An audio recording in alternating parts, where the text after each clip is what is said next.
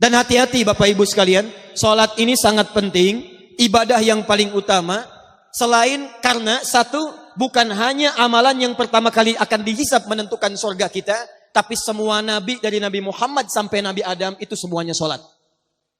Jadi mohon maaf nih, Nabi Muhammad sholat, Nabi Musa sholat, Nabi Isa sholat, Nabi Ismail sholat, Nabi Ibrahim sholat, Nabi Rasul dekat dengan Allah sholat. Anda Nabi bukan, Rasul bukan, ya kedekatannya tidak sedekat para Nabi dan Rasul, tidak mau sholat. Ada yang salah dalam diri kita. Silahkan cek. Nabi Ismail alaihissalam, Quran surah 19 Maryam ayat ke-55. Sholat, wa kana ya'muru ahlahu bis sholat, bahkan ngajak keluarganya sholat. Nabi Musa, Quran surah ke-20 ayat ke-14. Innani anallahu la ilaha illa ana fa'budni wa aqimis sholata lidzikri. Kata Allah, hei Musa, saya Tuhan. Satu-satunya Tuhan yang layak disembah. Sembah saya. Bagaimana menyembahnya ya Allah? Tunaikan salat supaya zikir kepada saya. Nabi Isa, Quran surah ke-19, ayat 31 sampai 33. Salat. Nabi Ibrahim, salat. Sampai ke Nabi Adam, salat. Kalau diurutkan dari Nabi Muhammad SAW sampai ke Nabi Adam, semua salat. Muhammad bin Abdullah, bin Abdul Muttalib, bin Hashim, bin Abdul Manaf, bin Qusay, bin Murrah, bin Kilab, bin Ka'ab, bin Ghalib, bin Fihr, bin Malik, bin Nadar, bin Kinana, bin Khuzaimah, bin Mudrika, bin Ilyas alaihissalam, bin Nizar, bin Mudar, bin Ma'ad, bin Adnan, bin Addi, bin Adri, bin Muqawwam, bin Nagur, bin Tarikh, bin Ya'rub, bin Yasjub, bin Nabit, bin Ismail alaihissalam, bin Ibrahim alaihissalam, bin Azar, atau bin Nahur, bin Abir, bin Kinan, bin Arfakhshad, bin Sam, bin Nuh alaihissalam, bin Mikhlail, bin Matushalah, bin Kinan, bin Anwas, bin Thith, bin Adam alaihissalam. Semua dari Nabi Muhammad sallallahu alaihi wasallam sampai ke Nabi Adam, saking pentingnya ibadah salat itu semuanya menunaikan salat. Nah, sekarang apa kaitannya dengan majlis ilmu? Ternyata salat itu bukan sekedar pembuktian keimanan kita kepada Allah Subhanahu wa taala, tapi kata Al-Qur'an, kalau ditunaikan dengan benar akan memberikan 5 keistimewaan yang tidak diberikan pada orang yang tidak salat. Awas, hati-hati. Jadi kalau Anda menunaikan salat dengan benar, Bapak Ibu salatnya benar, saya benar, kata Allah akan diberikan 5 hal yang tidak diberikan pada orang yang tidak salat. Yang paling aneh begini, kalau ada orang sholat tidak mendapatkan 1 di antara 5 ini, berarti ada yang salah dalam sholatnya. Itulah yang nanti kita akan bahas, fungsi majlis ta'lim yang sekarang insya Allah akan diresmikan dan dibuka, bukan sekedar nanti akan membimbing kita, bagaimana cara meningkatkan iman, tapi juga kata Allah, walladzina utul ilma darajat. Keimanan itu dibuktikan dengan amal soleh, tapi amal soleh itu akan lebih bagus kalau diisi dengan pengetahuan. Dan banyak orang yang tidak tepat sholatnya, bukan karena nggak bisa sholat, karena tidak belajar bagaimana cara sholat yang ditunjukkan oleh Nabi SAW. Sekarang kita akan ambil contoh satu saja. Setelah itu nanti kita akan tutup taklim kita pada kesempatan siang hari ini. Saya akan lebih banyak nanti memberikan sesuatu yang penting bagi kita semua insya Allah. Yuk kita teruskan sebentar. Kita masuk bab ini dulu nih. Kita cek dulu ya, pelan-pelan. Tadi orang yang sholat akan mendapatkan apa? Berapa kemuliaan? 5. 1 apa? Belum. Ya. 2? Belum. 3?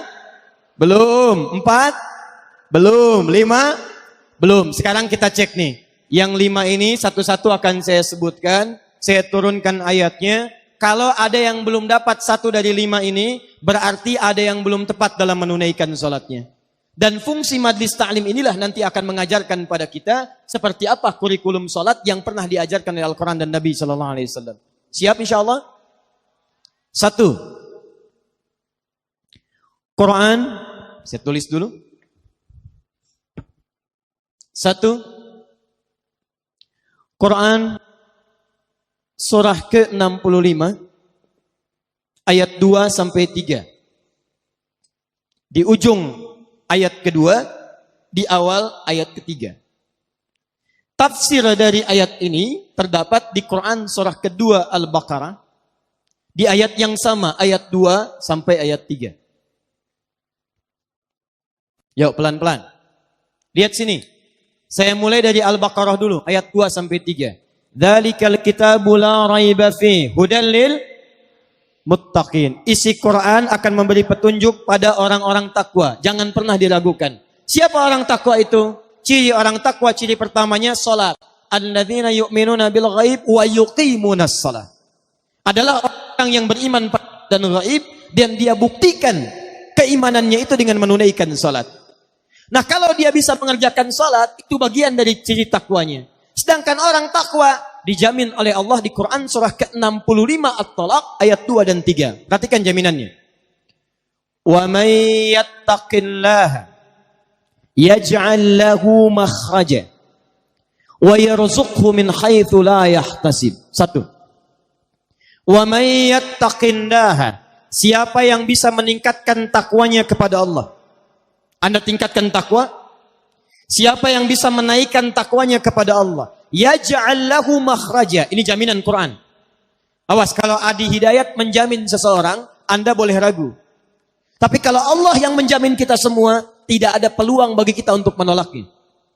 Siapa yang bisa meningkatkan takwanya, kata Allah, yaj'al lahu makhraja, maka kami akan berikan kemudahan pada setiap kehidupannya. Kami akan berikan solusi dari setiap masalah-masalahnya. Bahasa singkatnya, orang yang takwanya meningkat, maka hidupnya pasti, kata Allah, akan mudah. Saya ulang. Kata Allah, orang yang takwanya meningkat, ini rumusnya, persamaannya, hidupnya dijamin akan mudah. Kerja mudah. Makan mudah. Minum mudah. Rumah tangga mudah. Mau meninggal mudah. Masya Allah. Orang capek-capek, kelepek. Ini bersin sekali, meninggal. Orang yang masuk kamar, ribut sendiri, ini sujud sekali, meninggal. Takwa. Ibu mau meninggal mudah, Bu? Mau cepat meninggal? Mudah itu kan cepat. Ya. Cepat, takwa. Orang yang takwa, hidupnya mudah, kata Allah. Perhatikan. Sedangkan kalimat takwa disebutkan 115 kali dalam Al-Quran. Kalimat takwa pertama yang disebutkan di Quran, Al-Baqarah ayat 2. Dzalikal kitabu la raiba fi hudal lil muttaqin. Apa ciri takwanya? Salat. Alladzina yu'minuna bil ghaib wa yuqimunas shalah. Jadi kalau kita buat persamaan, orang takwa cirinya salat. Orang takwa hidupnya mudah. Jadi ketika Allah meminta kita menunaikan salat, sebetulnya bukan ingin membebani kita menunaikan ibadah. Tapi lebih daripada itu, Allah ingin membuat hidup kita semakin mudah. Allah nggak butuh dengan salat kita. Semuka langit dan bumi tidak sujud kepada Allah, tidak akan menurunkan status Allah sebagai Tuhan. Kita yang butuh, sebab ketika kita salat, hidup kita jadi mudah. Tapi persoalannya, mohon maaf. Kalau ada orang salat, hidupnya tidak jadi lebih mudah, berarti ada yang salah dengan cara menunaikan salatnya. Wa yarzuqhu min haitsu la yahtasib. Bahkan kata Allah, rizkinya akan saya kirimkan dari sisi-sisi yang tidak dia duga. Jangankan orang kerja, ini ada orang baru berangkat kerja, makanannya sudah datang. Orang-orang mau kerja sulit nyari mobil. Dapat mobil macet, Masya Allah. Orang takwa baru mau cari mobil, mobil datang. Ada macet, tiba-tiba polisi datang, kami kawal Pak. Sampai. Masya Allah. Orang takwa mengerjakan apapun kata Allah mudah. Rizki mudah, hidup mudah. Sekarang pertanyaannya, maaf, siapa yang tidak pernah sholat? Angkat tangan. Yang subuh sholat, angkat tangan. Yang zuhur sholat. Yang asar sholat. Yang maghrib sholat. Isya sholat. Sholat. Hidup mudah tidak? Kerja mudah? Makan mudah? Nikah mudah? Masya Allah. Belum. Baik, lihat baik-baik sekali lagi. Kalau mudah, alhamdulillah, ada kebenaran dalam sholatnya. Tapi kalau Anda dalam sholat saja, kita tunaikan kemudian tidak mendapatkan kemudahan dalam hidup, sekali lagi, ada sesuatu yang kurang tepat dalam sholatnya. Tahan. Apa artinya sholat? Tuh. Tiap hari sholat, tapi tak hafal mana sholat. Apa artinya sholat? Doa. As-sholatu hiya doa di kitabul fiqih. Tapi asal kata sholat itu bukan doa. Salat itu dari kata wasala yasilu silatan fahuwa salatun. Salat orangnya musalli. Wasala yasilu silatan, asal kata salat itu sampai dan terhubung. Kenapa diartikan doa? Karena setiap orang berdoa sampai hajatnya kepada Allah dan terhubung dengan Allah Subhanahu wa taala. Nah, asal kata salat itu punya hubungan yang kuat. Salat punya hubungan yang sangat kuat dengan Allah Subhanahu wa taala. Saya punya hubungan yang kuat dengan Pak Bupati, misal, atau dengan Bapak Gubernur. Maka hidup saya di Banten jadi lebih mudah. Pak Gubernur, abdi bade ka Labuan. Oh, mangga ya disayogikan foreigner. Berangkat ke Labuan. Mudah. Pak Gubernur, saya mau nengok ke kantor. Oh, silahkan, kasih akses. Mudah. Jadi kalau Anda dekat dengan gubernur, dekat dengan bupati, hidup Anda mudah di wilayah Anda. Tapi Anda keluar dari Banten, belum tentu mudah. Keluar dari Indonesia, belum tentu mudah. Kalau dengan manusia saja dekat bisa hidupnya mudah, apalagi orang yang dekat dengan Allah Subhanahu wa taala. Allah pemilik bumi. Keluar dari Indonesia dekat dengan Allah, mudah. Ke Malaysia, mudah. Maaf, ke Amerika, mudah. Ke Afrika, mudah. Jadi jaminan pertama dalam Al-Quran, orang yang benar salatnya akan punya hubungan dekat dengan Allah Subhanahu wa taala. Maka jaminannya, yaj'al lahu makhraja wa yarzuqhu min haitsu la yahtasib. 2. Quran surah ke-13 ayat ke-28. Ditafsirkan dengan Quran surah ke-20 ayat ke-14. Ala bidzikrillahi tatma'innul qulub. Yakinkan pada dirimu kalau zikirmu benar kepada Allah, maka dampaknya ke hati akan tenang. Tahan. Yakinkan pada dirimu, kalau zikirmu itu benar kepada Allah, maka dampaknya ke hati akan tenang. Bapak Ibu sekalian, ayat Quran surah ke-13 Ar-Ra'd ayat ke-28 menyampaikan orang yang zikirnya benar, itu hatinya akan cenderung tenang. Sedangkan dalam Al-Quran, di antara makna zikir itu artinya sholat. Pak, Bapak pasca sholat, subhanallah, subhanallah, alhamdulillah, itu zikir. Dalilnya Quran surah ke-4 ayat 103. Ibu ba'da salat berdoa, Allahumma rabbana atina fid dunya hasanah. Doa, itu zikir. Dalilnya Quran surah ke-7 ayat ke-205. Wadhkur rabbaka fi nafsika tadarruan wa khifatan wa dunal jahri minal qaul. Saat kita berdoa, ya Allah, ya Allah, ya Allah, itu zikir. Baca Quran. Ba'da salat Anda baca Quran. Al-Ikhlas, Al-Falaq, An-Nas, ayat kursi, 5 ayat pertama Al-Baqarah. Itu semua zikir. Dalilnya Quran surah ke-15 ayat ke-9. Inna nahnu nazzalna dzikra wa inna lahu lahafizun. Kami turunkan Al-Quran sebagai zikir. Jadi kalau kita selesai salat, qul huwallahu ahad, qul a'udzu birabbil falaq, qul a'udzu birabbin nas, Allahu la ilaha illa huwal hayyul qayyum. Itu kita sedang berzikir pada Allah Subhanahu wa taala. Penghafal Quran berzikir. Bahkan orang yang hafal Quran, zikirnya 4 kali lipat dibandingkan dengan orang-orang biasa. Karena hafalan Quran disebutkan oleh Quran 4 kali dibandingkan dengan bacaannya saja. Quran surah 54, ayat 17, ayat 22, ayat 32, ayat ke-40. Walaqad yassarnal Qur'ana lidzikri. Kami telah mudahkan Al-Quran untuk dihafalkan. Menghafal Quran, bahasa Qurannya bukan hifzi, tapi zikri. Jadi orang yang sedang menghafal Quran sedang zikir. Bismillahirrahmanirrahim. Subhanalladzi asra bi'abdihi laylan minal masjidil haram. Zikir. Alhamdulillahilladzi anzala ala 'abdihil kitab. Zikir. Sampai ke An-Nas. Tapi tahukah Anda, puncak zikir itu ada pada salat. Kenapa puncak zikir disebut dengan salat? Karena salat menghimpun semua jenis zikir yang tadi disebutkan. Anda selesai salat mengucapkan Allahu Akbar, Allahu Akbar, Subhanallah, Alhamdulillah. Dalam salat bukankah Anda bacakan itu? Anda memulai salat Allahu Akbar. Mau ruku Subhana rabbiyal azim wa bihamdi. Sujud Subhana rabbiyal a'la. Kalimat-kalimat zikir yang biasa disebutkan muncul dalam salat. Baca Quran itu zikir. Bukankah dalam salat baca Quran? Al-Fatihah itu Quran. Setelah baca Al-Fatihah kita baca Quran. Berdoa itu zikir. Bukankah salat disebut dengan doa? Ruku, doa. Duduk di antara 2 sujud, doa. Jadi kalau ada orang berzikir saja baca Quran bisa tenang, maka orang sholat, Quran surah ke-20 ayat ke-14.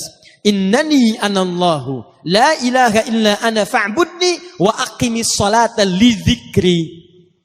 Kata Allah, tunaikan sholat sebagai zikir kepada saya.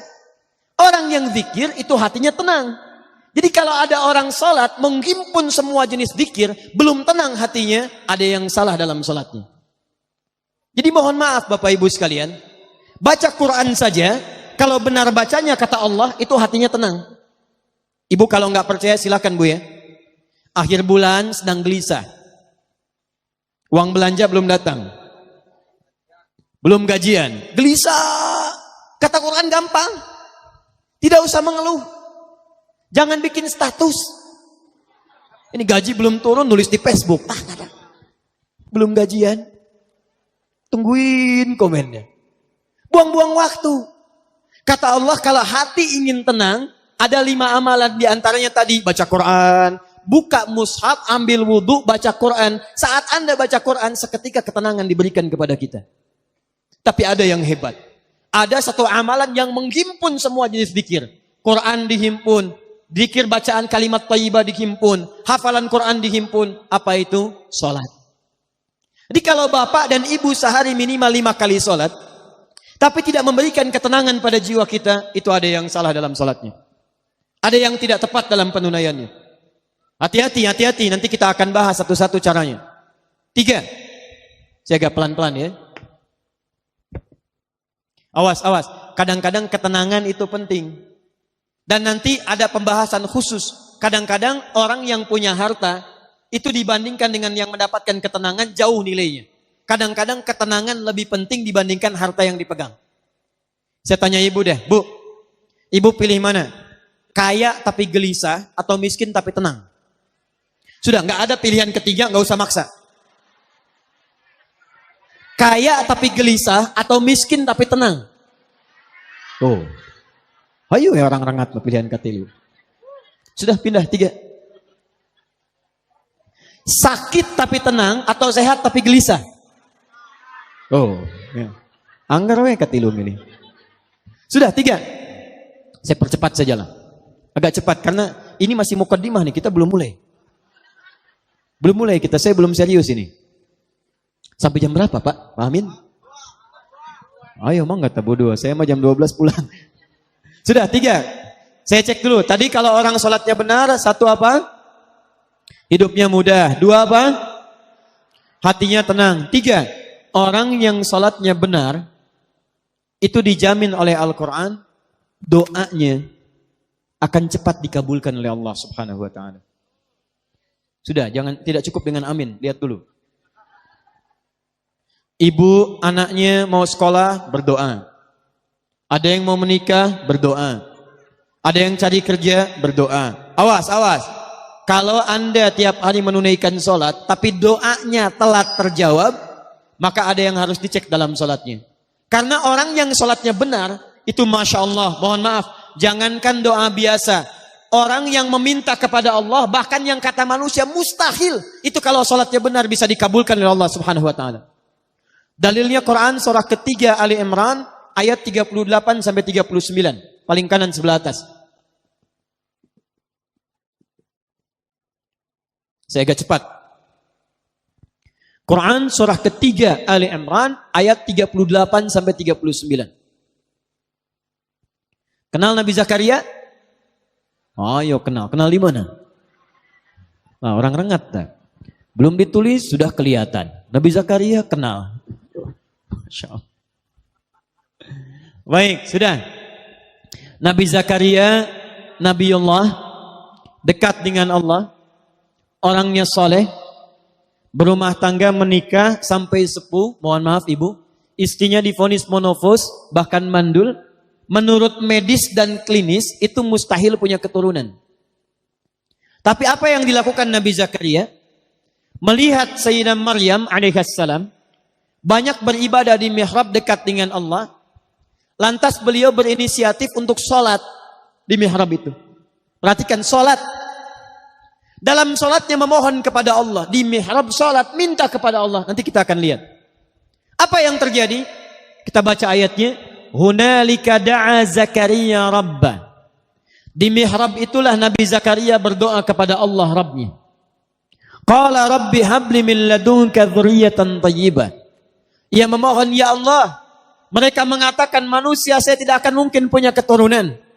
Mereka katakan saya sudah sepuh. Fisik saya sudah letih.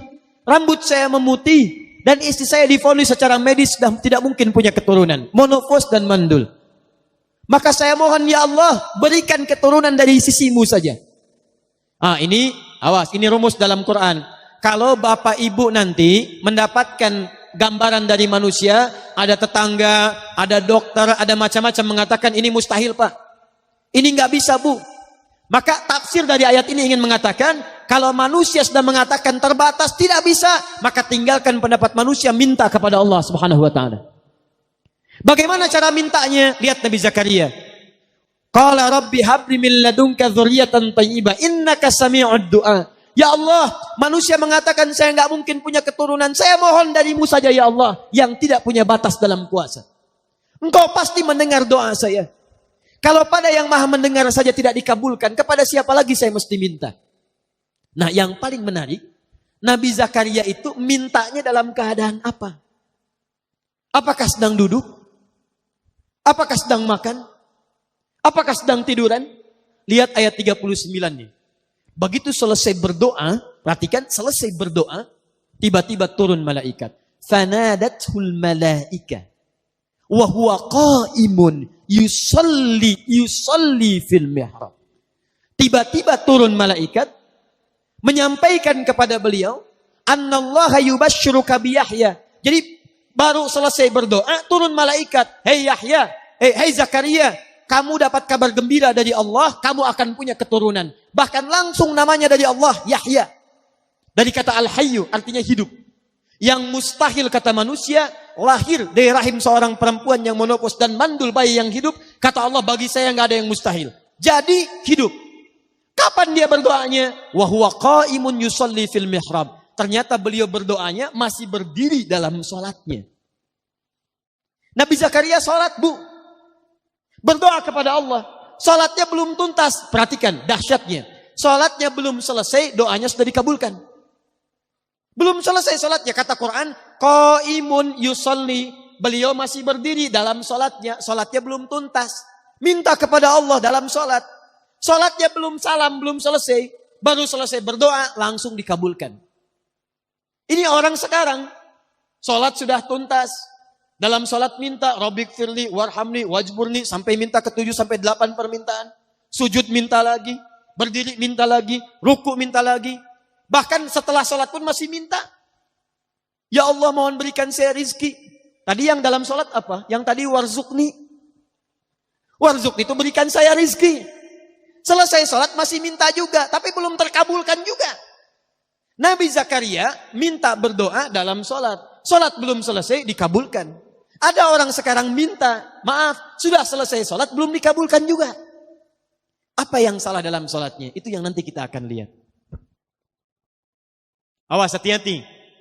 Nanti saya tunjukkan beberapa dalil, bahkan dalam hadis, bila seseorang benar dalam menunaikan sholatnya, bahkan Masya Allah, hal yang menurut manusia mustahil pun, itu bisa terkabulkan di sisi Allah Subhanahu Wa Taala. Makanya Bapak Ibu silahkan cek. Nabi Muhammad SAW dalam sholatnya, beliau meminta berdoa kepada Allah. Para ulama-ulama kita yang soleh, bahkan maaf bu ya, Pak, ada ulama mau berjihad, sholat pertama kali dilakukan. Ada yang mau nulis kitab, itu sholat dulu. Sholat. Begitu sholat dikerjakan, semuanya mudah. Itu yang menaklukkan Jakarta dari Portugis. Di Jakarta dulu, itu namanya bukan Jakarta, Sunda Kelapa. Berdekatan dengan Banten. Dikuasai oleh Portugis.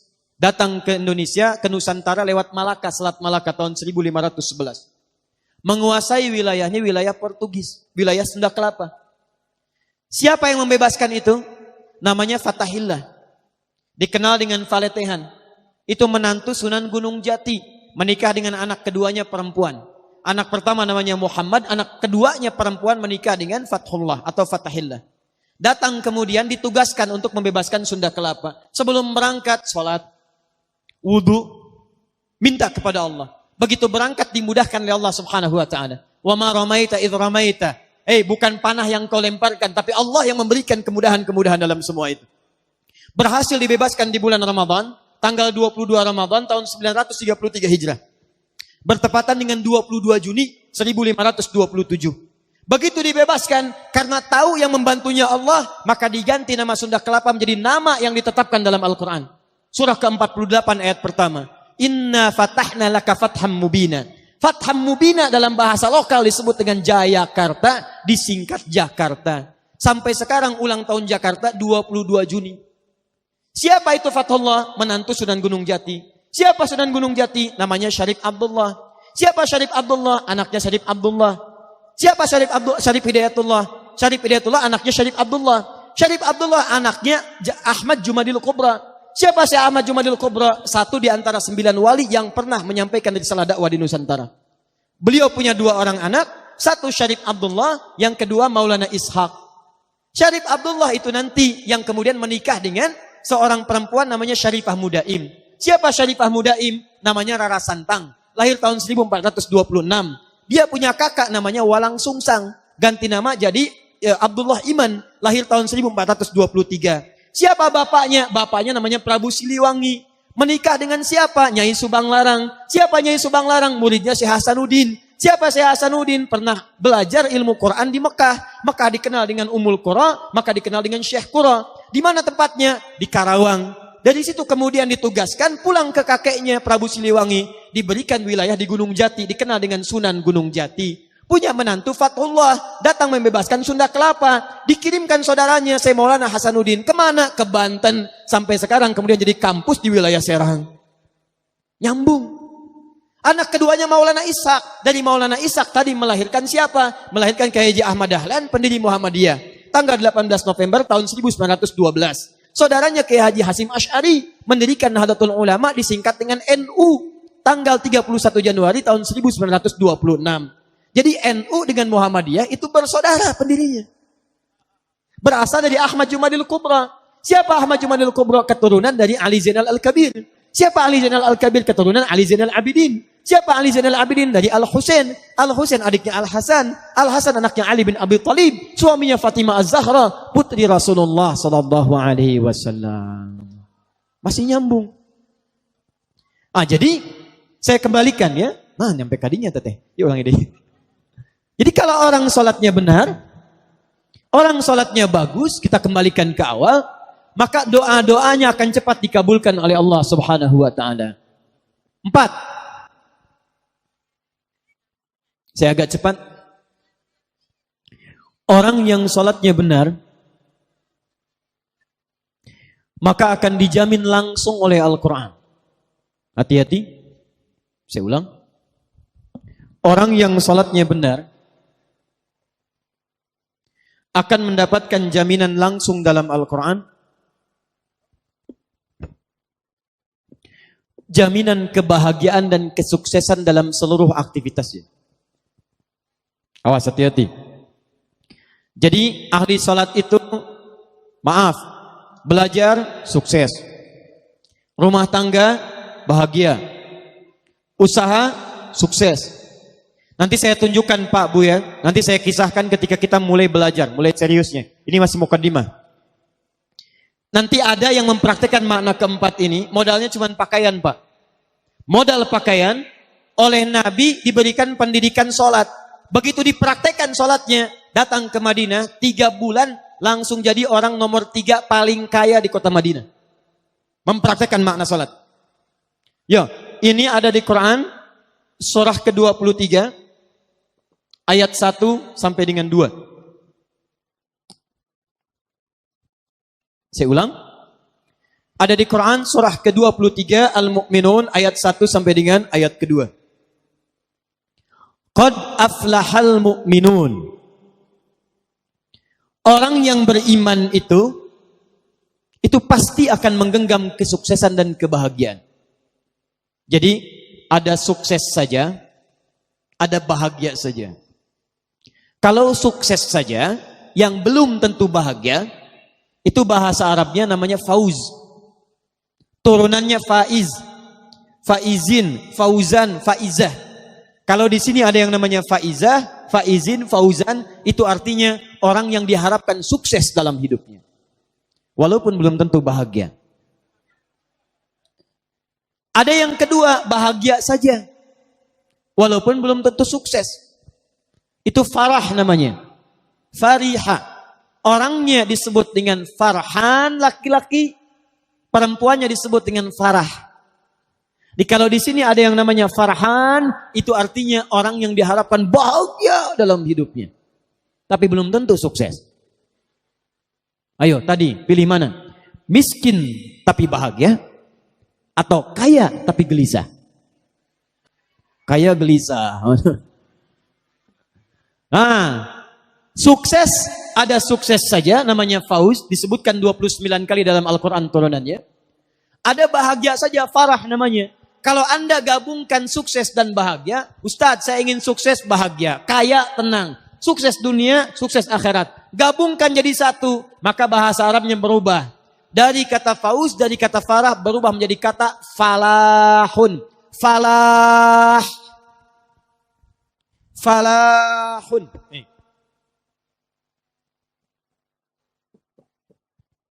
Falah, sukses dan bahagia. Lihat sini. Kalau kita kemudian menggenggam kesuksesan itu, kita pegang, ambil. Baik, kalau orang sudah sukses ingin dilepaskan tidak? Kalau orang sudah sukses ingin berubah jadi tidak sukses tidak? Tidak. Kalau orang sudah bahagia ingin sedih tidak? Maka orang yang sudah sukses, sudah bahagia, umumnya ingin terus menggenggam itu dan tidak ingin dilepaskan. Kalau Anda ingin terus mendapatkan itu dan tidak ingin dilepaskan, maka bahasa Arabnya di ilmu sharaf tambahkan hamzah di awal katanya. Falahun tambah hamzah begini. Pindahkan harokat ini fa kepada harokat hamzah a. Yang ini mati, sukun. Kalau hamzah muncul, maka di imla, ilmu imla, alifnya dibuang ini. Maka berubah kalimatnya dari falah jadi aflah. Aflah itu orang yang menggenggam kesuksesan dan kebahagiaan. Kata Allah, qad aflahal mu'minun. Quran surah ke-23 ayat 1 dan 2. Sungguh orang yang beriman itu pasti menggenggam kesuksesan dan kebahagiaan. Kalau bapak ibu beriman, imannya benar, pasti sukses. Anda pengusaha beriman, sukses. Apa buktinya? Utsman beriman, Abu Bakar beriman, Abdurrahman Auf beriman. Mereka pengusaha, sukses. Anda politisi, Anda birokrat, Anda diplomat beriman, sukses. Apa buktinya? Ammar bin As, Muawiyah bin Abi Sufyan, sukses. Anda guru, Anda dosen, Anda pengajar, Anda beriman, sukses. Siapa buktinya? Ali bin Abi Thalib, Al-Kindi, Al-Farabi, Al-Ghazali, Al-Khawarizmi, Al-Battani, sukses. Jadi setiap kita kalau benar-benar beriman, jadi apapun pasti sukses dan bahagia. Nah, apa cirinya orang yang sukses Allah ini? Yang mendapatkan aflah ini, teruskan ayatnya. Ayat keduanya. Ternyata amalannya, orang sukses ini bukan kerja keras saja, bukan belajar keras saja, tapi amalan pertamanya, alladzina hum fi salatihim khashi'un. Yaitu orang-orang yang saat menunaikan salat, dia serius dan khusyuk menunaikan salatnya. Makanya saat kita dipanggil salat, Pak, Ibu, tolong ya, maaf nih. Sebelum salat kan ada panggilan dari masjid. Apa panggilannya namanya? Adzan. Dalam adzan, hayya 'alas shalah, ayo salat, ayo salat, ayo salat. Bapak Ibu tanya, kenapa ya Allah saya salat? Teruskan, hayya 'alal falah. Saya ngajak kalian salat, kata Allah. Saya nggak butuh salatnya, cuman kalian butuh bahagia. Di rumah tangga butuh bahagia. Di kantor butuh bahagia. Kamu butuh sukses. Dengan salat saya berikan kebahagiaan. Dengan salat saya anugerahkan kesuksesan. Jadi kalau ada di antara kita salat tiap hari nggak sukses-sukses. Ngelamar anak orang lain tidak sukses. Sudah menikah tidak bahagia. Jadilah jomblo sengketa. Sekarang jomblo dibagi 3. Ada jomblo syariah, ada jomblo fisabilillah, ada jomblo sengketa. Sukses. Nah, itu bahasanya lain nantilah. Ada yang kedua, sudah menikah tidak bahagia. Ada yang hebat di kantor jadi juara, di rumah tangga menjadi pecundang. Ada yang bahagia di rumah tangga, di kantor tidak berhasil. Kalau tidak sholat, tidak usah dipikirkan. Ini sholat, tapi tidak mendapatkan itu. Ada yang salah dalam sholatnya. 5 terakhir. Punten, tapi terakhir ini terakhir pembukaan, muqaddimah. Belum mulai kita. Kita belum mulai. Sampai jam 2 insya Allah. Sudah. 5. Masih semangat insya Allah? 5 orang sholat, maaf, pasti jadi orang baik. Baik. Bahasa rengatnya bager. Nah. Sudah. Saya ulangi. Orang sholat pasti jadi orang baik. Pelan-pelan. Tahan sebentar. Yuk kita lihat keterangannya dalam Al-Quran.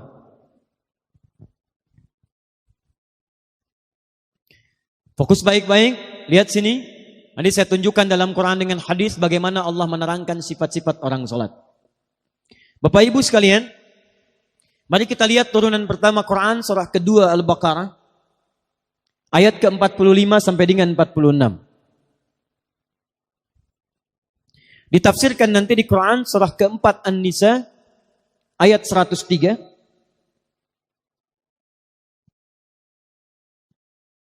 Dicontohkan di beberapa ayat di Quran. Seperti Quran surah ke-49. Ayat 11 sampai dengan 12. Saya bacakan ayatnya dulu. Al-Baqarah ayat ke-45 sampai 46. Wasta'inu bis-sabri was-salah. Wa innaha lakabiratun illa 'alal khashi'in. Dan jika Anda punya persoalan, jika Anda punya permintaan, maka mintakanlah pertolongannya kepada Allah. Sabar dengan sabar. Jadi kalau sedang punya masalah, kata Allah jangan mengeluh. Awas, hati-hati. Kalau diturunkan masalah, kita mendapatkan ujian, maka kalimat Qur'annya jangan mengeluh. Tidak ada satupun ayat Qur'an memerintahkan kita mengeluh. Kalau ada ayat Quran satu ayat saja meminta kita mengeluh, maka saya akan jadi orang pertama yang mengeluh. Kata Quran, kalau Anda sedang punya masalah, sabar. Terima dulu. Karena Allah tidak mungkin menitipkan ujian kecuali kita sanggup menjalaninya. Rumusnya Quran surah kedua Al-Baqarah ayat 286. La yukallifullahu nafsan illa. Allah tidak akan menguji seorang hamba kecuali sanggup menjalaninya. Jikalau sekarang Bapak Ibu sedang punya masalah, masalahnya berat, susah, itu artinya cuman Bapak yang sanggup menjalaninya. Cuman Ibu yang bisa, yang lain tidak bisa. Makanya diberikan kepada Ibu bukan pada yang lain. Jangan katakan, ya Allah, kenapa mesti saya? Why me? Kata Allah, why not? Kenapa tidak? Kamu yang sanggup, yang lain tidak. Tapi yang menarik, perhatikan. Wassalah. Lalu tunaikan salat. Bangun hubungan baik dengan Allah Subhanahu wa taala. Wa innaha lakabiratun illa 'alal khashiin. Dan sungguh salat itu tidak mudah dikerjakan kecuali bagi orang khusyuk. Yang paling menarik, setelah dia selesai salat, buka Quran surah keempat ayat 103. Perhatikan kalimatnya. Fa idza qadaitumus salata. Maka jika orang telah selesai mengerjakan salat. Apa ciri salatnya berhasil? Bukan sekedar dia menunaikan salam. Lihat sini. Assalamualaikum warahmatullah. Assalamualaikum warahmatullah. Kata Quran, tidak cukup salamnya disebut sebagai salat yang berhasil. Ciri orang yang berhasil salatnya, teruskan ayatnya. Fadhkurullaha. Maka orang salat yang salatnya tuntas dikerjakan dengan benar, salatnya bisa mengingatkan dia dengan Allah Subhanahu wa taala. Jadi kata Quran, kalau orang benar salatnya, selesai salat dia ingat Allah. Saya ulang, selesai salat dia ingat Allah. Qiyaman, saat berdiri ingat Allah. Wa qu'udan, duduk ingat Allah. Wa ala junubikum, berbaring ingat Allah. Sedangkan kaidah mengatakan, kaidah al-qaidatu taqul, orang yang ingat Allah, alladzi yadhkurullaha fi hayati, orang-orang yang selalu ingat Allah dalam kehidupannya, itu mustahil akan menyimpang dari hukum-hukum Allah. Lihat, orang salat dekat dengan Allah. Selesai salat ingat Allah. Kaidah mengatakan orang yang ingat Allah mustahil akan menyimpang dari hukum Allah. Sedangkan hukum Allah mengatakan setiap orang yang dekat dengan Allah pasti jadi orang baik. Lihat sini, orang yang dekat dengan Allah karena Allah sifatnya baik, hukumnya baik, maka orang-orang yang ingat Allah pasti mustahil akan tidak memiliki nilai-nilai kebaikan. Makanya Quran langsung menyebutkan, orang yang ingat Allah, maka matanya hanya akan dipakai pada yang baik-baik. Orang yang ingat Allah, telinganya akan mendengar yang baik-baik. Orang yang ingat Allah, tangannya akan memegang yang baik-baik. Bagaimana cara mengingat Allah? Salat. Karena itu orang yang selesai salat, mustahil berbuat maksiat. Otomatis orang yang salat itu akan selalu berperilaku baik dalam kehidupannya. Contoh nih Bu, Pak. Apa fungsi mata? Melihat tuh. Bapak ibu punya mata, melihat. Kambing pun punya mata, kambing melihat. Sekarang apa bedanya mata orang rengat dengan mata kambing rengat? Kalau cuma melihat, kambing pun melihat. Kalau cuma melihat, elang pun melihat. Tuh lihat elang naik sampai Gunung Karang. Naik sampai ke awan. Anak ayam kelihatan. Ayam bapak ibu diambil elang, dari atas kelihatan. Orang menes naik pesawat, ngelihat anak sendiri nggak kelihatan. Apa bedanya mata kita dengan mata elang? Mata elang lebih tajam dibanding mata kita. Tapi elang tidak dihisab, kita dihisab. Quran surah 17 ayat ke-36. Inna sam'a wal basara wal fuada kullu ulaika kana anhu mas'ula. Sungguh pendengaran manusia, penglihatan manusia, bahkan pikiran manusia satu saat akan dihisab oleh Allah Subhanahu wa taala. Kalau mata biasa dipakai melihat saja, tapi tidak melihat yang baik-baik, maka hisabnya akan berat bagi orang yang punya mata itu. Maka itu turun ketentuan di Quran surah ke-24. Ayat 30 untuk laki-laki, ayat 31 untuk perempuan. Perhatikan kalimat Qurannya. Qul lil mu'minina yaghuddu min absarihim. Katakan pada orang-orang yang beriman, ciri orang beriman itu salat. Orang yang salat ingat kepada Allah, maka mata orang salat yaghuddu min absarihim. Maaf, akan dipalingkan dari perbuatan maksiat. Jadi fungsi mata kita itu, mata orang salat bukan sekedar melihat, tapi melihat yang baik-baik. Kalau tidak baik tidak akan dilihat. Buka Facebook, Masya Allah. Lihat status, yang dilihat status istri orang. Mustahil. Jadi kalau Anda benar sholatnya, mustahil pandangannya dipakai untuk maksiat. Keluar dari masjid, Masya Allah masih ada yang tertukar sandal. Kalau benar sholatnya, mustahil ada yang kehilangan sandal. Di sini ada yang begitu? Tidak, Alhamdulillah, tidak beda. Ya. Tangan orang sholat, mustahil maksiat. Datang ke kantor, ditawari disogok, gak akan diterima. Pak, tolong Pak, tanda tangan Pak. 10 juta, maaf. Ini jari tahiyat. Tidak akan pernah dipakai maksiat. Sholat. Naik Pak, 100 juta. Sebentar, istikharah dulu ya. Bisa. Jadi kalau benar sholatnya, pasti akan baik kehidupannya. Lisannya tidak akan dipakai mencela. Turun Quran surah 49 ayat ke-11. Ya ayyuhalladzina amanu iman. Iman pasangannya amal soleh. Turunan amal soleh, sholat. La yashar qaumin qaum. Jangan saling mencela. Jadi kalau ada orang sholat masih mencela, ada yang salah dalam sholatnya. Ini belum sholat sudah dicela imamnya. Siapa imamnya? Oh si fulan. Bunga. Oh, Masya Allah. Itu. Ada orang sekarang suka mencela? Ada yang suka bertengkar? Ada. Kalau orang itu sholat, berarti ada yang salah dalam sholatnya. Ini mau sholat subuh, sibuk, ribut. Yang satu kunut, yang satu tidak. Gara-gara kunut saling mencela. Akhirnya ujung-ujungnya nggak pada sholat. Itu yang salah. Saya pernah tugas di Mekah tahun 2010. Itu begitu menerima jemaah haji pertama.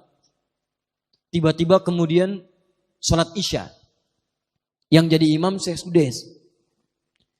Di Saudi itu kan mazhabnya Hambali. Kalau baca Fatihah, bismillahnya disirkan Pak.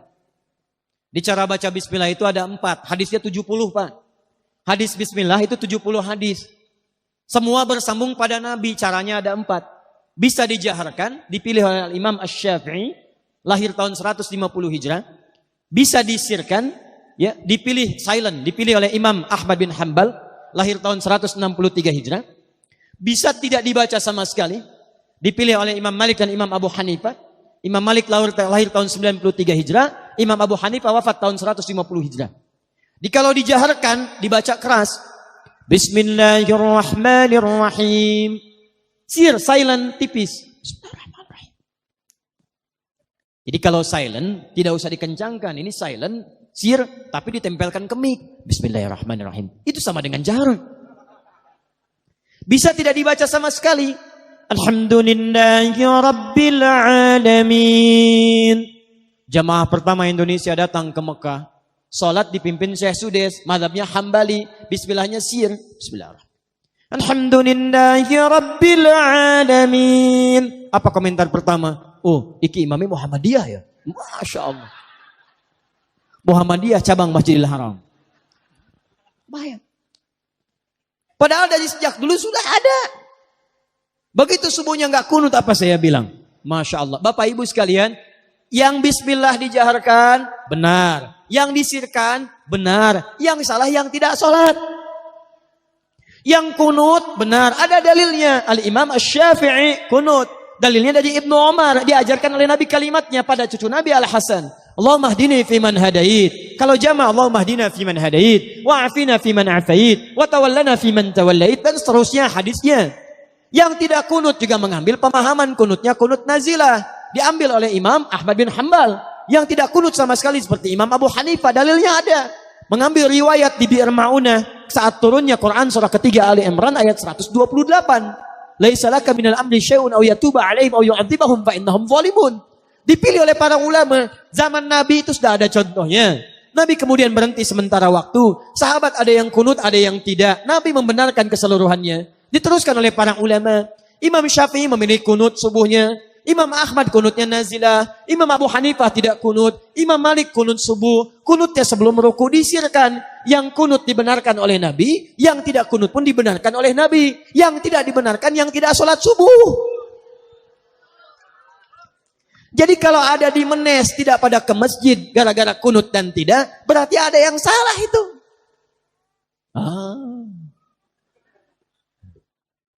Betul? Makanya kalau orang sholat itu tidak akan lisannya dipakai mencela oleh orang lain. Tidak akan dipakai untuk maksiat kaki. Orang sholat kaki berjalan pada yang baik-baik. Quran surah ke-25 ayat ke-63. Wa ibadur rahmanil ladzina yamshuna 'alal ardi hauna. Hamba Allah itu yang sholat hamba Allah. Kata Allah kalau jalan, jalannya betul-betul bagus. Jalannya sopan. Kalau pakai kendaraan tertib. Ini ke masjid, ke pengajian, jalan kebut-kebutan, pakai motor kebut. Polisi datang menunaikan tugas, prit, berhenti. Siapa? STNK? Ada Pak. SIM? Ada Pak. Tahu ada lampu merah? Tahu Pak. Kenapa melanggar? Saya tidak tahu, ada Bapak. Padahal sholat, ada yang salah dalam sholatnya. Jadi kalau orang sholat itu pasti jadi baik. Rukun. Kalau ada orang sholat dalam kehidupan masih bermasalah dengan tetangganya, ada yang salah dalam sholatnya. Hati-hati Bu, hati-hati. Saya tunjuk ibu karena pernah zaman Nabi, ada perempuan rajin sholat, rajin berpuasa, tapi diadukan oleh tetangganya kepada Nabi. Kata Nabi, hiya finnar. Kalau tidak tobat, dia masuk neraka. Kenapa? Karena dia rajin mencela tetangganya. Rajin sholat, rajin puasa, rajin mencela. Buka hadis Muslim, nomor hadis 5611. Riwayat sahabat Abu Hurairah radhiyallahu taala anhu. Oleh Nabi disebut orang muflis, bangkrut. Atadrunal muflis, kata Nabi, tahukah kalian orang yang bangkrut itu? Qalu ya Rasulullah, al-muflisu fina ma la dirham lahu wa la mata'. Ya Rasulullah, yang kami tahu orang bangkrut itu yang tidak punya uang sepeser pun, sudah tidak punya aset sedikit pun. Kata Nabi, bukan itu. Al-muflisu min ummati. Orang bangkrut dari umatku itu. Perhatikan bahasa Nabinya. Bukan umat Nabi Musa, bukan umat Nabi Isa, tapi kata Nabi umatku. Ada orang yang ngaku umat Nabi Muhammad, di dunianya sholat, di dunianya puasa, tapi kata Nabi bangkrut pahalanya. Ya'ti yaumal qiyamati bisolatin. Datang di hari kiamat dengan pahala sholat yang banyak. Dirajin sholatnya. Sholat sunnah dikerjakan, tahajud dikerjakan, Masya Allah. Belum subuh sudah nunggu di masjid. Wasyamin, puasa rajin. Puasa Daud, puasa Senin, Kamis, Ayamul Bid. Wa zakatin, zakat tidak tertunda. Maaf. Wa ya'ti qad syatama hadza. Cuman sayang, dia juga rajin mencela orang lain. Rajin salat, rajin mencela. Wa qadzafa hadza, rajin menuduh orang lain. Wa akala mala hadza, rajin mengambil hak orang lain. Sekarang korupsi. Bahasa kerennya. Wa daraba hadza, senang berkelahi. Wa safaka dama hadza, ada yang menumpahkan darah dengan menyebut nama Allah. Tembak orang lain, Allahu Akbar. Bom orang lain, Allahu Akbar. Tanpa dengan kaidah yang dibenarkan. Kalau ada yang seperti itu, rajin sholat, rajin mencela, lihat kalimatnya. Tu'khadhu hadha min hasanati wa hadha min hasanatihi. Diambil pahala sholatnya, dipertemukan dengan dosa celaannya. Di kalau bahasa singkatnya, kalau ada orang sholat kemudian mencela, maka pahala sholatnya ditransfer kepada yang dicela itu. Bapak keluar dari sholat, atau sekarang ibu sedang pengajian.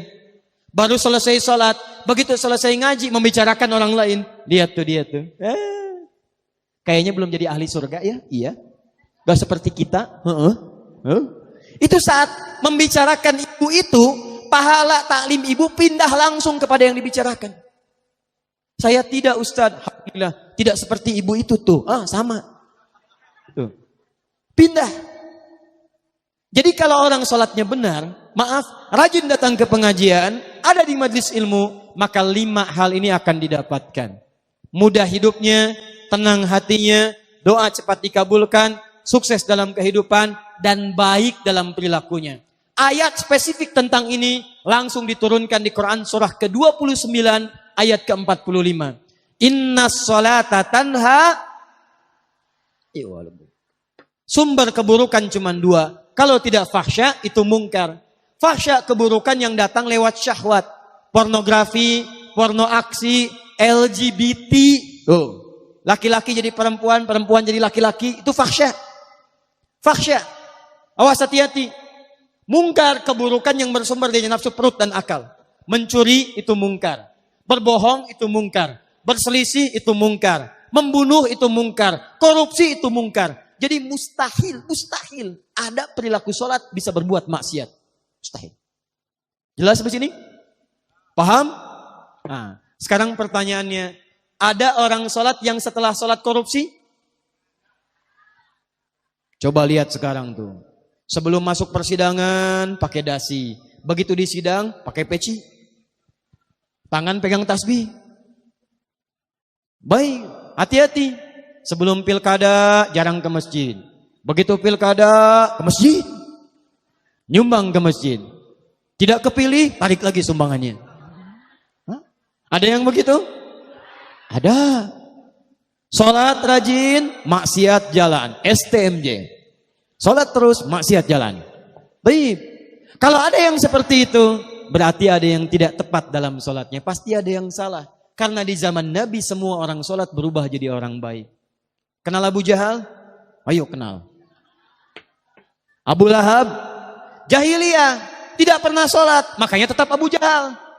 Makanya tetap Abu Lahab. Tapi lihat. Umar tadinya keras. Umar itu jawara Pak. Jawara zaman jahiliyah. Di jawara itu bukan zaman sekarang saja. Umar itu luar biasa. Pekerjaan Umar hampir tiap hari itu nantangin orang. Siapa yang berani dengan saya bertemu di Bukit A. Tapi sebelum datang duel dengan saya, pamit pada ibu yang telah melahirkannya. Karena dia akan pulang tanpa nama. Umar.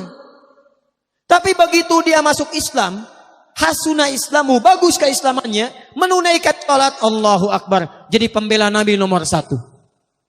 Kerasnya berubah jadi tegas. Jauhnya berubah jadi perhatian. Semua orang-orang yang masuk Islam, zaman jahiliyah. Jahiliyah kenapa disebut jahiliyah? Karena tidak kenal dengan kebaikan. Mabuk tiap hari Pak. Jadi kalau ada yang sekarang mabuk, dia ketinggalan zaman, telat. Karena orang jahiliyah sudah duluan mabuk. Jadi kalau di Menes masih ada yang mabuk, sampaikan pada orang itu, kamu telat. Kamu ketinggalan zaman. Karena zaman jahiliyah sudah ada yang mabuk. Kalau sekarang ada zaman orang masih berkelahi, senang tawuran, senang bertengkar, itu ketinggalan zaman. Zaman jahiliyah hampir tiap jam Pak. Hampir tiap menit. Tapi hebatnya, diutus Nabi, diajarkan sholat. Yang tadinya mencela berubah mencinta. Yang memukul jadi merangkul.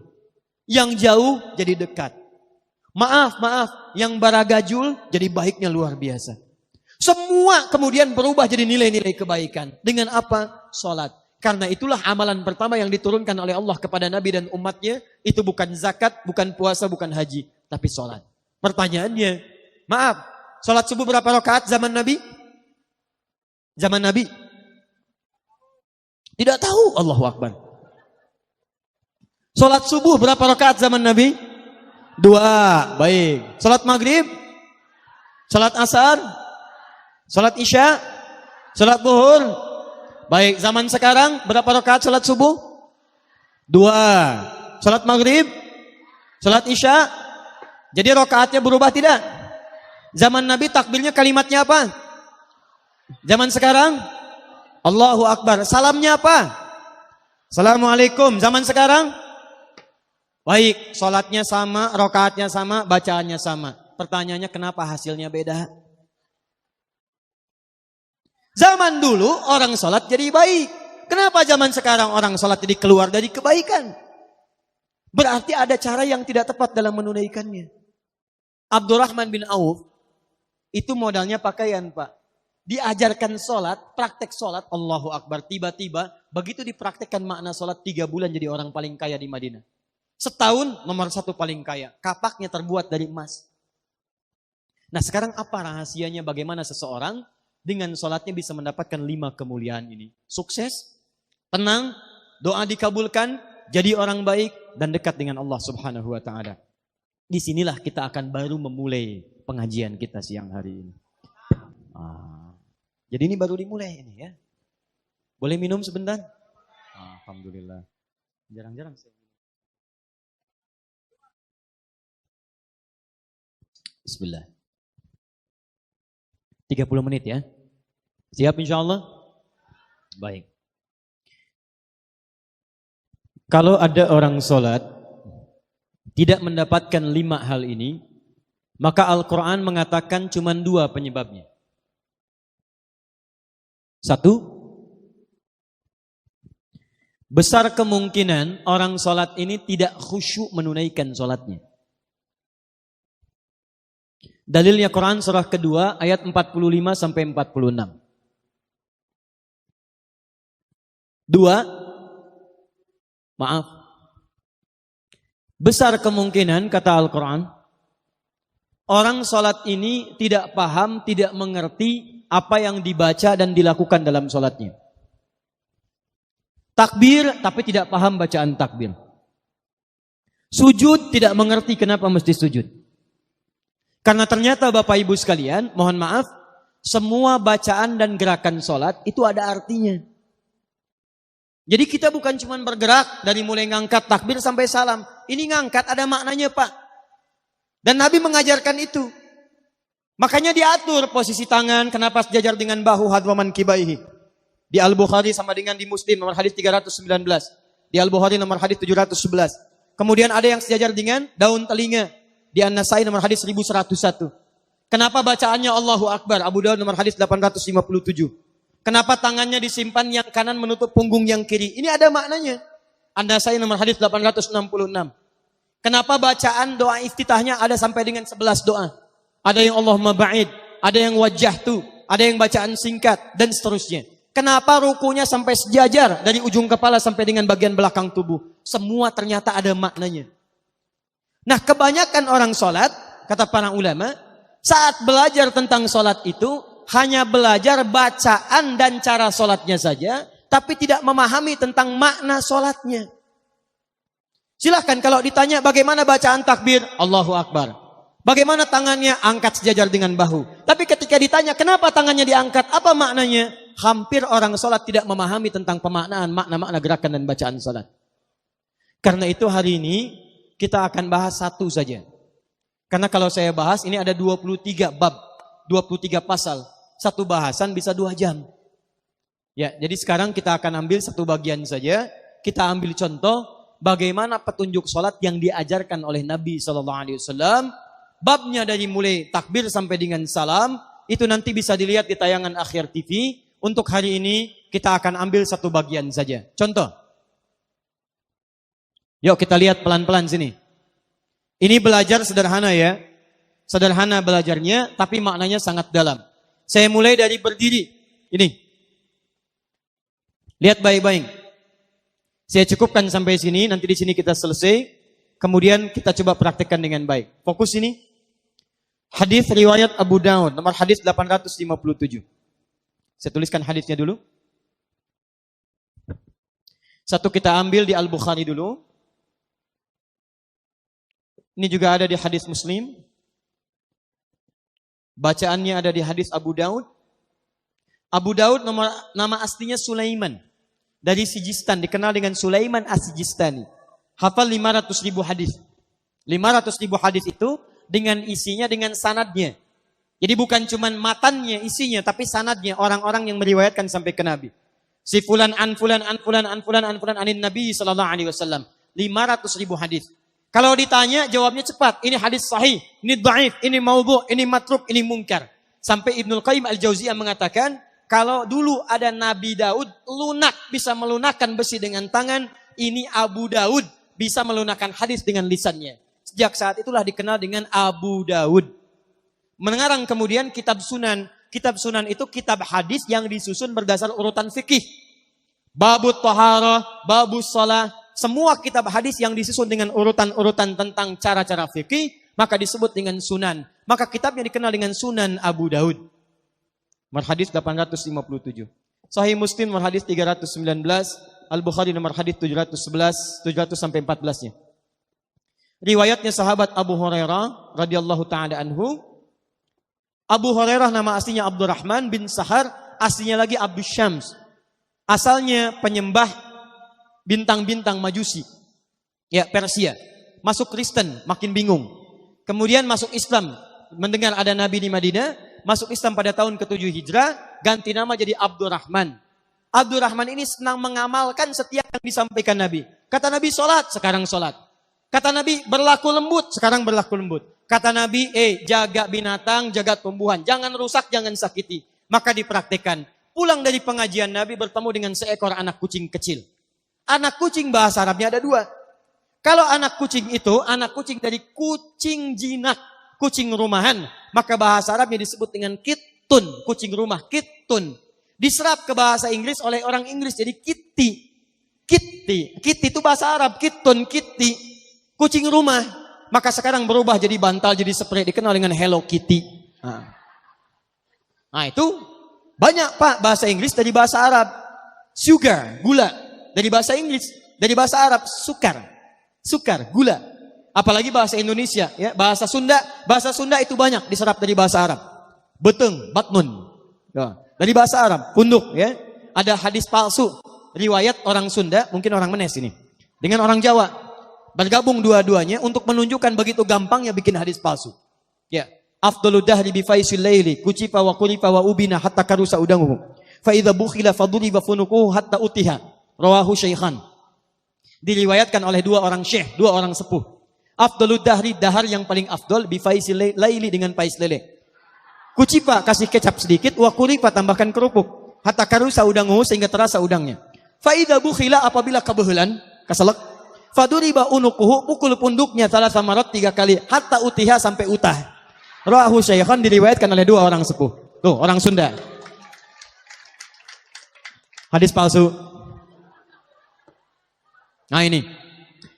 Nah, itu kucing jinak. Kalau kucingnya kucing liar, maka orang Arab menyebutnya dengan hurratun, hurrah. Haknya H besar. Hurratun, kucing liar. Anaknya disebut dengan Hurairah. Anak kucing liar. Satu kali pulang dari pengajian Nabi, menemukan seekor anak kucing liar. Kehilangan induknya, dicari-cari. Meong, meong, meong, meong, meong, meong. Tidak ada induknya. Dipraktekkan hadis Nabi. Diambil anak kucingnya, dirawat oleh beliau. Malam diberikan selimut supaya tidak kedinginan. Lapar disuapi. Kemana-mana dibawa, dimasukkan jubahnya. Satu ketika jalan berpapasan dengan Nabi, keluar anak kucingnya. Begitu keluar kata Nabi, anta Abu Hurairah. Kamu bapaknya anak kucing kecil. Tidak ada yang paling sayang pada anak kucing. Makan bawa anak kucing. Mau tidur dengan anak kucing. ke pengajian bawa anak kucing. Tidak ada yang paling sayang pada anak kucing seperti bapak sayang pada anaknya kecuali kamu.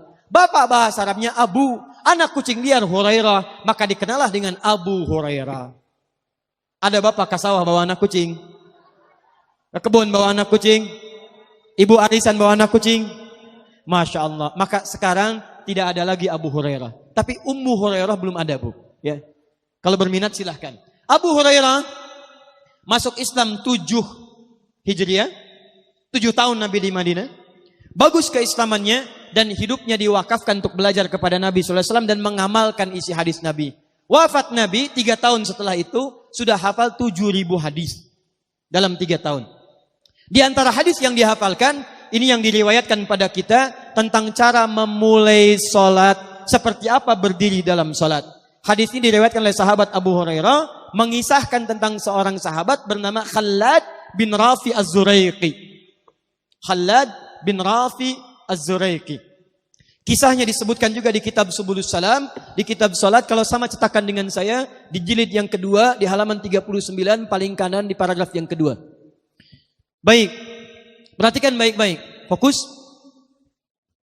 Qala, beliau menyampaikan, haddatsana, ja'a rajulun ila Nabi sallallahu alaihi wasallam. Datang seorang lelaki pada Nabi sallallahu alaihi wasallam, wa huwa Khalad bin Rafi Az-Zuraiqi. Namanya Khalad bin Rafi Az-Zuraiqi. Fadakhala ila al-Masjid Nabawi, maka dia masuk ke Masjid Nabi. Fa shalla bi jambin Nabi sallallahu alaihi wasallam. Maka kemudian dia salat di samping Nabi sallallahu alaihi wasallam. Jadi dia masuk ke Masjid Nabi, sekarang Masjid Nabawi. Misal Nabi sedang salat di sisi ini, dia salat di pinggir Nabi sallallahu alaihi wasallam. Falamma sallama yaminan wa shamala, tatkala selesai salam ke kanan dan ke kiri, thumma atan nabiyya sallallahu alaihi wasallam, dia mendatangi Nabi sallallahu alaihi wasallam, datang kepada Nabi. Assalamualaikum ya ayuhan Nabi. Assalamualaikum warahmatullahi wabarakatuh, kata orang ini. Kata Nabi, waalaikumsalam warahmatullahi wabarakatuh. Irji' salli fa innaka lam tusalli. Waalaikumsalam, kata Nabi, cuman balik lagi salat, kamu belum salat. Padahal sudah selesai salam. Fa'ada salatahu 3 marat. Maka dia mengulang salatnya sampai 3 kali, salat lagi.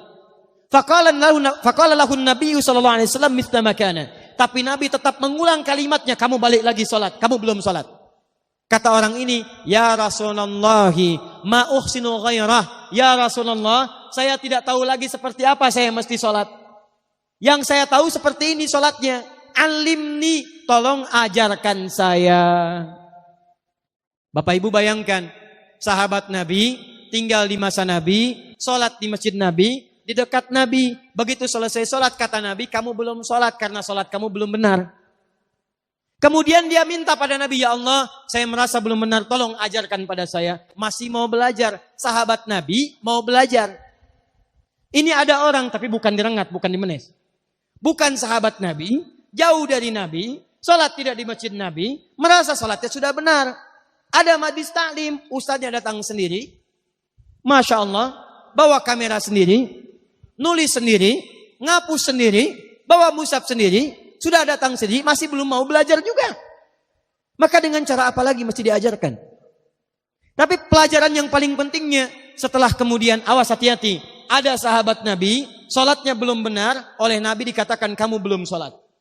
Kamu belum sholat. Jadi kalau ada kita sekarang bukan sahabat Nabi, setelah sholat merasa benar sholatnya, maka mesti ada yang dilihat. Kalau sholat itu tidak menghasilkan 5 keutamaan tadi. Yuk kita lihat. Alimni, tolong ajarkan saya. Kata Nabi, lihat baik-baik. 1. Idza qumta ilas sholat. Kalau kamu ingin berdiri menyempurnakan sholat. Kalimat sholat dalam Quran, dalam hadis hampir selalu diawali dengan kata aqama yuqimu. Qama yuqimu. Alladzina yu'minuna bil ghaib wa yuqimunas shalah. Al-Baqarah 43, wa aqimus shalah. Lihat baik-baik, wa aqimis shalah. Quran surah 17 ayat 78, aqimis salata. Quran surah 29 ayat ke-45, utlu ma uhiya ilaika minal kitab wa aqimis salat. Aqim, aqimu, yuqimun, itu artinya sempurna. Jadi Allah tidak menginginkan kita menunaikan salat kecuali salatnya sempurna. Bahasa tafsirnya, kalau kalimat ibadah diawali dengan kata sempurnakan, berarti ada orang yang menunaikan salatnya tidak sempurna. Bagaimana cara menyempurnakannya? Ayo kita mulai bahasannya. Di sini kita berakhir. Kata Nabi, satu, asbighul wudu. Kalau sholat kamu ingin sempurna, maka sempurnakan dulu wudunya. Awas hati-hati Bu ya. Bu. Lihat baik-baik. Kata para ahli hadis, kenapa Nabi mengajarkan wudu dulu? Padahal orang ini yang salahnya sholatnya. Kenapa wudunya yang diajarkan? Kata para ahli hadis, ini menunjukkan ada kaitan antara wudu dengan sholat. Kalau orang benar wudunya, pasti benar sholatnya. Kalau orang wudunya salah, akan berdampak pada tidak sempurna sholatnya. Silahkan ibu cek, anak ibu wudunya seperti flash, cepat, kilat. Secepat kilat, itu pasti menunjukkan sholatnya bermasalah. Nah sekarang bagaimana Nabi menunjukkan wudu yang benar? Yuk kita lihat pelan-pelan. Buka Quran surah kelima ayat ke-6, paling kiri sebelah atas. Saya mau ajarkan sedikit dulu ya, nanti setelah ini kita berhenti. Kalau yang mau sampai jam 2 silahkan, saya jam 11 pulang. Ayo lihat sini, lihat. Kata Nabi kalau sholatnya ingin sempurna dimulai dari wudu. Ya ayyuhalladzina amanu, kalimat wudu dibuka dengan kalimat iman. Idza qumtum ilas shalah, kalau kamu ingin sempurna dalam menunaikan salat, faghsilu wujuhakum, maka mulai dengan menyempurnakan wudu. Lihat baik-baik, saya tidak bermaksud mengajarkan, hanya mengulang kembali apa yang kita pelajari. Yang pokok dalam wudu itu ada 4. Sisanya sunnah. Awas, kalau yang 4 ini tidak sempurna maka batal wudunya. 1, faghsilu wujuhakum, basuh wajahnya. Kalau disebutkan wajah dalam bab wudu, itu tidak ada yang lain kecuali bagian tampak muka. Jadi ya. Kalau yang punya jenggot, itu termasuk janggutnya di selai-selai. Kalau bapak kalau tidak punya jenggot atau belum punya jenggot, tidak usah maksa. Karena sunnah dalam hadis jenggot itu sunnah merawat, bukan menumbuhkan. Silakan buka tentang babul liha, bab jenggot. Itu hadis-hadis tentang sunnah jenggot, sunnah merawat. Merawat bagi yang punya jenggot. Tapi yang tidak punya jenggot jangan dipaksakan. Beli arang, sok. Beli timun, tidak usah. Ya, tapi kalau ada jenggotnya silakan rawat dengan baik supaya menampakkan nilai-nilai kemuliaan. Tahan. Sekarang kita mulai. Bagaimana cara berwudu yang baik? Perhatikan baik-baik. Kata Quran faghsilu, membasuh wajah, kalimat Qurannya menggunakan kata ghasala. Ghasala itu ambil airnya, tumpahkan di tempat yang dibasuh. Ambil airnya, tumpahkan di tempat yang dibasuh. Mohon izin, tahan sebentar. Mas, sini mas. Cik, punten ya, yang kan bantosan, dia sekedap. Sifat wudu cuma ada 3. 1, pakai keran. 2, pakai gayung. 3, air yang mengalir. Ya, seperti di sungai, ada air mengalir itu nggak ada masalah. Tapi kalau menggunakan gayung, atau semisalnya, Nabi itu diriwayatkan dalam hadis, itu sangat menghemat air. Bahkan pernah beliau kemudian berwudu, kalau kita kemudian hitung, itu hanya sejumlah Pak, seaqua gelas Pak, cukup. Atau yang kedua, menggunakan keran ya. Kalau sekarang kita ada keran, contoh ini kerannya. Ya, kerannya agak tinggi sedikit. Nah. Dan kita sesuaikan. Ambil airnya. Misal contoh, ghasala itu bukan ditumpahkan, ambil air, tumpahkan di tempat yang akan dibasuh begini. Yang telunjuk itu kemudian menghapus atau menghilangkan kotoran di sela-sela mata, contoh. Yang jempol menghilangkan kotoran di sela-sela telinga bagian belakang di sini. Ya. Jadi kalau misalnya saya mulai ambil airnya, kemudian saya tumpahkan di sini, yang telunjuk membersihkan di jari-jari di sini, di sela-sela mata. Yang jempol kemudian membersihkan di sela-sela di bawah telinga sini. Kemudian di selesai. 1. Tahan sebentar ya, ini praktek dulu sebentar. 2. Wa aidiakum ilal marafiq, ini yang sering keliru. Dan tangan sampai siku. Ingat, tangan bahasa Arabnya yadun. Tapi dalam ibadah itu selalu diberikan batas. Misal, ini kafun. Ini asabi'. Ini sampai sini ruslun. Sampai sini, Bapak Ibu sekalian, ini namanya mirfaq, jamannya marafiq. Sampai sini katif. Dari sini ke sini itu yad, tangan. Dalam bab salat, bab wudu, bab ibadah, tidak pernah Al-Quran dan hadis menyebutkan tangan kecuali diberikan batasnya. Contoh, kita saat akan takbir, Allahu Akbar. Lihat An-Nasai nomor hadis 886. Kata Nabi, fawadu'a kaffahul yumna. Maka orang salat itu meletakkan telapak tangan yang kanannya alal yusra, di punggung yang kirinya. Jadi begitu takbir, Allahu Akbar, yang kanan meletakkan di punggung kiri. Apa batas meletakkannya? Cuman sampai 3. 1, yang telapak ke punggung begini, jadi boleh begini. Yang kedua, pergelangan ketemu pergelangan begini. Rusgun ala rusgin. Jadi begitu takbir, Allahu Akbar, ini boleh. Tapi nggak usah diukur Pak ya, jangan telat. Allah. Pas, cepat. Boleh nanti lebih sedikit ke sini. Yang tidak boleh, awas, ini dilarang dalam hadis. Yang tidak boleh kata Nabi, jangan engkau bersedekap seperti orang sombong. Kata para ulama bagaimana? Ketika tangannya bertemu dengan mirfaknya begini. Nah ini awas, sedekap yang dilarang, hati-hati. Kadang-kadang ada orang menes ke puncak subuh-subuh sholatnya begini. Ya, awas nih. Cuman 3, kalau tidak begini, begini, atau begini. Dan saat mengangkat itu cepat Pak. Hadisnya cepat. Fawadu'a. Fa itu di ilmu nahu harfu atfin rabitin baina syai'aini bila hudud.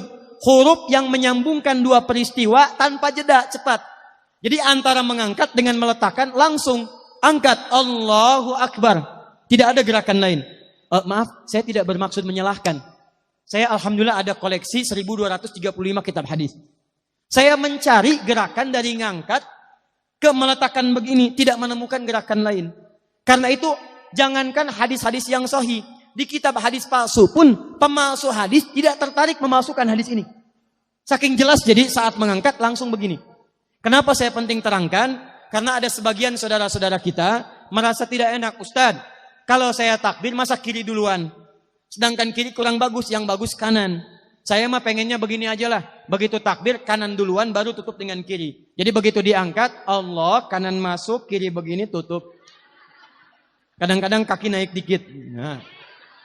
Nah itu maaf, saya tidak bermaksud menyalahkan, tapi saya belum menemukan hadisnya. Dan pemalsu hadis pun tidak tertarik memalsukan hadis ini karena saking jelasnya angkat tutup. Jelas ya? Nah sekarang lihat sini. Dalam bab wudu, bahasa Qur'annya mengatakan wa aidiakum ilal marafiq, dari tangan sampai siku. Ila dalam ilmu nahu harful ghayah, huruf yang menunjuk pada tujuan, batas dari ke. Ana minal an sa'adhab min Menes ila Bekasi. Saya setelah ini akan pergi dari Menes ke Bekasi. Jadi saya berangkat dari mana? Menes. Tujuannya kemana? Bekasi. Tujuan dalam bahasa Arab menggunakan ila, harfu ghayah, dari Menes ke Bekasi. Menes ila Bekasi. Dalam wudu, lihat, aidiakum ilal marafiq, ila sampai siku, bukan dari siku ke tangan. Jadi saat kita mengambil air wudu, ambil airnya, tumpahkan dari sini ilal marafiq sampai ke siku ke sini. Balikan lagi ke depan. Jadi bukan kerannya dibeginikan, sikunya dibeginikan, takut, bukan. Jadi bukan siku diteruskan ke bawah. Yang tepat itu ambil airnya, kemudian basuh dari sini sampai dengan ke sikunya. Hati-hati, ini ada maknanya. Dan jika benar di hadis Muslim, jika orang wudunya benar seperti ini, maka bersamaan dengan jatuhnya air wudu itu, jatuh pula dosa-dosa dan kotoran yang melekat pada anggota tubuhnya. Tidak cukup dengan amin, nanti kita lihat dulu. Teruskan, saya baru caranya dulu nih. Awas. 3. Wamsahu biru'usikum. Wamsahu, lihat. Untuk wajah pakai gosala, basuh. Tangan gosala, basuh. Tapi ketika berpindah pada yang ketiga, wamsahu, berubah jadi masaha. Tahan sebentar ya. Cik calik. Duduk sini aja. Lihat sini. Ya, pilih. Duduk di sini atau ngapus. Sudahlah. Datang sendiri, nulis sendiri, ngapus sendiri, luar biasa. Cuman di menes ini. Ini awas, ini penting ini Bu ya, penting. Saking pentingnya susah dihapusnya tuh. Dah sini aja. Masaha.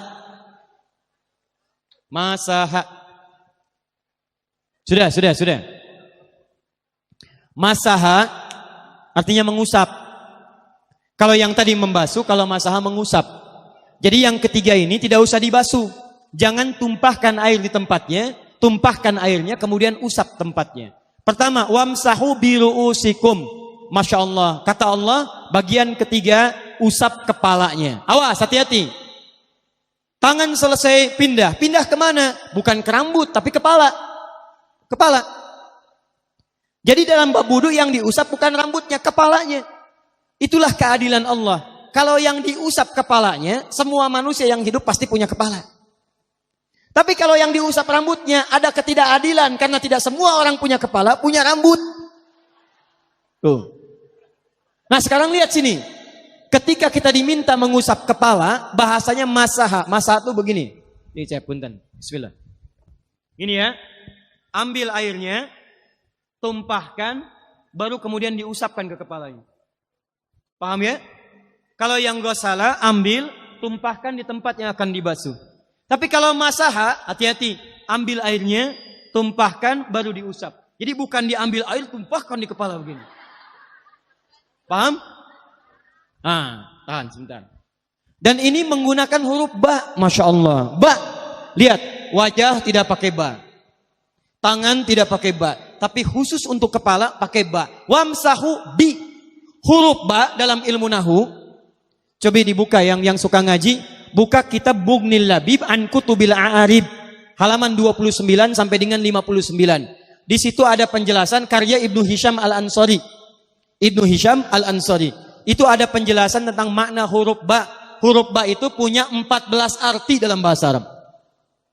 Ada ilsaq, ada istighraq, ada muhabah, ada ba li tab'id. Ba li tab'id dibagi dua. Tab'id ma'al hudud wa tab'id bila hudud. Ini informasi saja, Pak.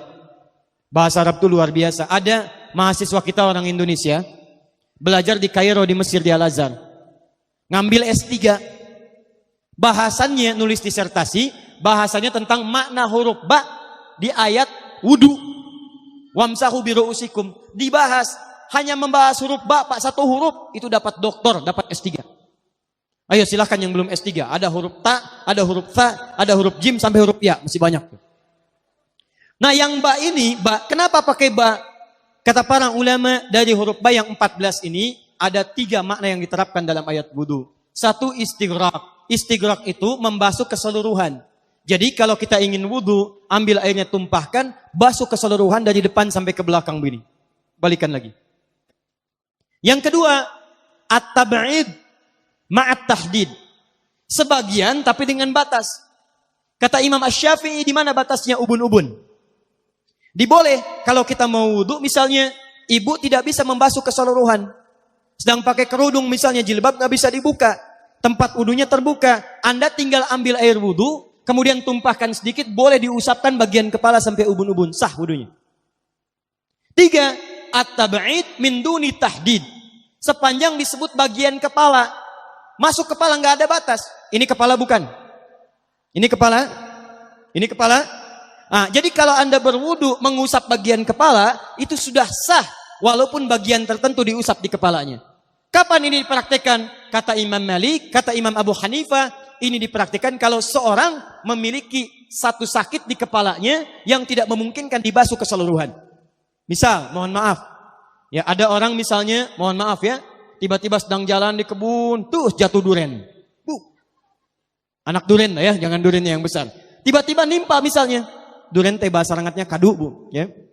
Kadupak, kaduhung, ya, dan seterusnya. Kadu. Nah, nimpa kepalanya, bocor misalnya. Kemudian dalam bocor itu diperban. Kata dokter tidak boleh kena air. Saat sebagian kepala yang tidak boleh kena air itu bukan berarti wudunya kemudian bisa batal atau boleh tayamum karena tidak bisa mengusap kepala. Kata para ulama, boleh dia mengusap bagian kepala yang lain yang tidak terluka. Itulah kenapa Allah memberikan huruf ba di sini untuk kemudahan bagi kita dalam menunaikan wudu. Tapi pastinya yang dibasuh kepalanya bukan rambutnya. Jadi kalau ada laki-laki sudah dandan, sisiran, rapi, tiba-tiba keran dibuka, yang diusap cuma rambutnya, ulak. Itu batal wudunya. Tidak sah. Harus diulang. Terakhir kaki. Kaki dibasuh sampai dengan bagian mata kakinya, dan ini tidak perlu saya terangkan karena mudah bagi kita untuk mempraktekannya. Tapi yang ingin saya jelaskan satu ini saja. Perhatikan baik-baik.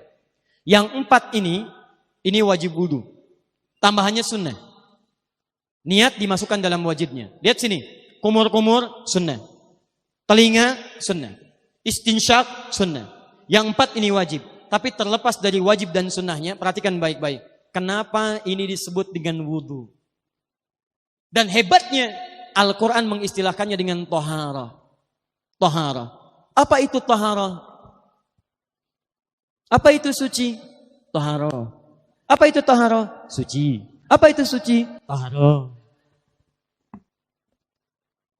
Ada tohara, ada nadhafah, itu beda. Kalau nadhafah, bersih luarnya, tapi belum tentu bersih dalamnya. Bisa jadi luarnya bersih tapi dalamnya najis. Misal, hewan yang paling najis apa? Yang haram. Misal hewan tadi itu, hewan babi misalnya. Misal, dibersihkan, dimandikan, disisir. Sampai bersih. Bersih tidak? Bersih. Tapi halal tidak? Suci tidak? Tidak. Al-khinziru nadhifun walakinnahu ghairu tahir. Babinya bisa bersih tapi tetap tidak halal, tidak suci dia. Tetap haram, tetap najis. Paham? Tapi kalau bersih luarnya dan suci dalamnya, maka kalimatnya berubah dari nadhafah jadi tohara. Tohara. Orangnya disebut dengan tahir. Kalau rajin dikerjakan disebut dengan mutatahhir. Wudu dalam Quran disebut dengan tohara. Seakan-akan memberikan pesan, maaf, orang yang wudu itu bukan hanya bersih fisik luarnya saja. Jadi kalau orang wudunya bersih, bukan cuma wajahnya yang bersih. Kalau wudunya benar, bukan kotoran di tangan saja yang hilang. Tapi mohon maaf, fisik dalamnya itu ikut suci. Fungsi tangannya jadi bersih, fungsi wajahnya jadi bagus, fungsi lisannya jadi bagus.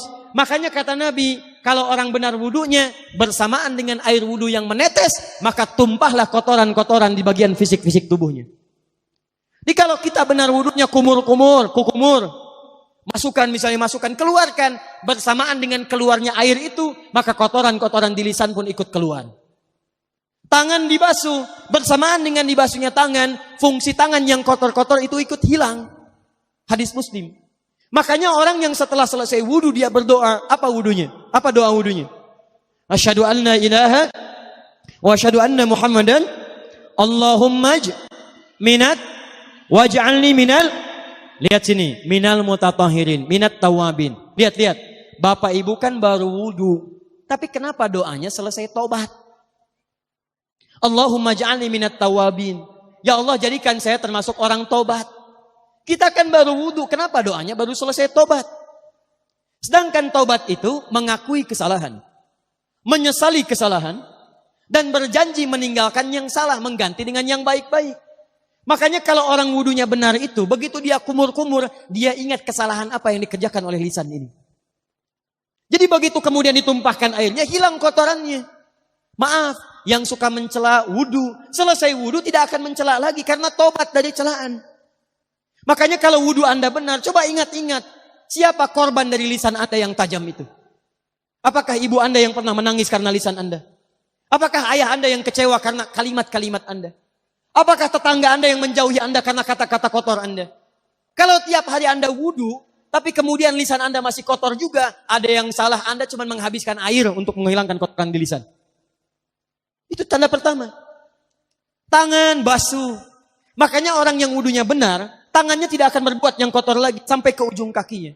Karena itulah ibadah ini disebut dengan wudu, seakar dengan kata dau. Kata para ulama, mereka sebagian mengatakan dau artinya cahaya, dau artinya sinar, dau artinya al-husnu, baik budi pekerti. Kalau orang benar wudunya, bertambah sinar di tangannya, sinar di wajahnya, sinar di lisannya. Apa sinar itu? Di dunia sinar-sinar amaliyah kebaikan, sifat-sifat baik, di akhirat pancaran-pancaran kemuliaan.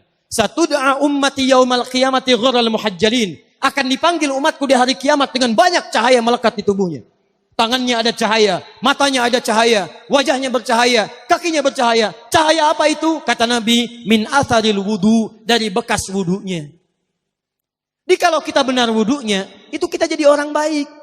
Ada cahaya kebaikan dalam diri kita. Itu yang disebut dengan tawwabin.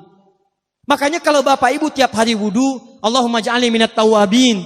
Tapi mulut tidak tobat, tangan tidak tobat, kaki tidak tobat, ada yang salah dengan wudunya.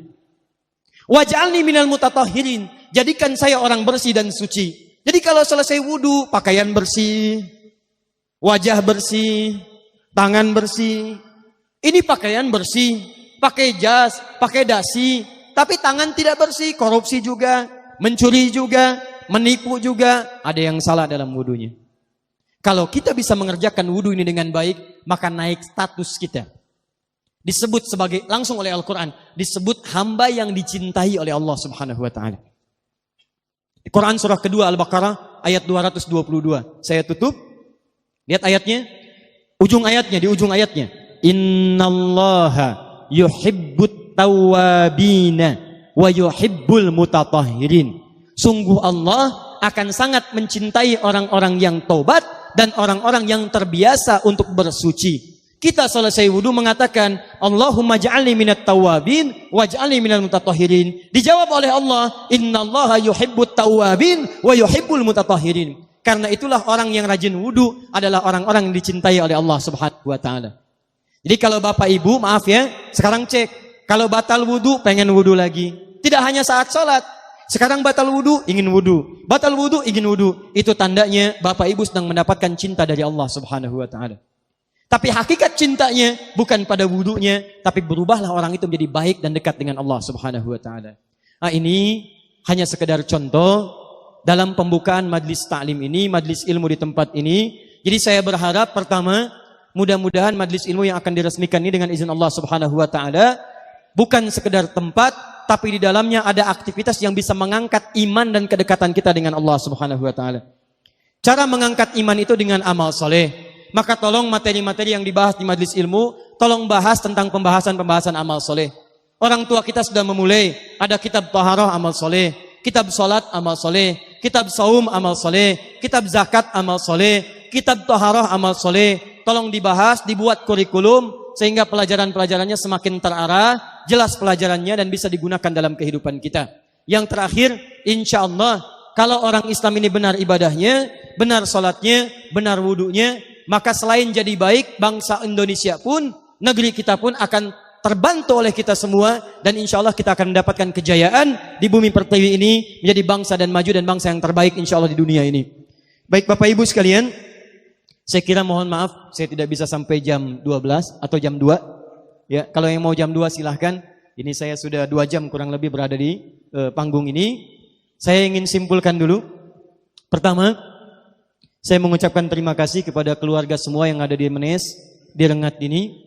Mudah-mudahan dengan silaturahim kita pada pagi menuju siang ini, Allah memberikan keberkahan kepada kita semuanya insya Allah. Yang kedua, saya sampaikan saya ini sedang pulang kampung. Orang yang pulang biasanya membawa sesuatu untuk keluarga yang didatangi. Silakan, banyak orang mudik tidak akan mau mudik kalau tidak ada bekal yang dibawa pulang. Saya pernah cek kenapa Bapak tidak mudik, nggak ada bekal Pak. Tapi kalau punya bekal mudik, Masya Allah, ada yang pakai motor, motornya bebek, bekalnya singa, oyo dandani. Ditulisin, aku pulang, tulis karena ada yang dibawa. Maka saya pun pulang ke sini, saya membawa insya Allah beberapa hal yang saya bawa. Pertama, kami bawa mushaf sebanyak 4.000 mushaf. Kami sudah serahkan, insya Allah akan dibagikan sebagai perwakilan kepada ormas-ormas, majlis ta'lim, juga masjid-masjid di sekitaran Rengat.